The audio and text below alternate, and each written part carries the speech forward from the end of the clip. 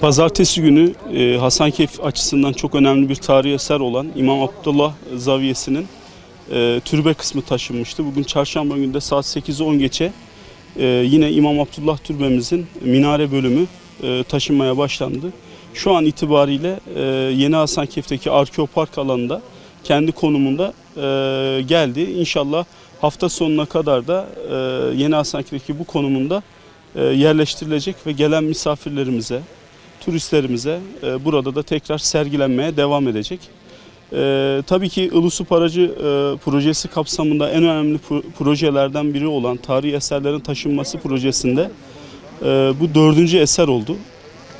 İlk geçen sene Zeynel Bey ile başladı. Artuklu Hamamı ile devam etti ve bölgemiz açısından çok önemli olan İmam Abdullah Zaviyesi de bu hafta itibariyle tamamlandı. Geriye kalan sadece Eyvan bölümü, o da orta kapıyla beraber bu ayın sonunda Yeni Hasankeyf'teki yerine taşınmış olacak.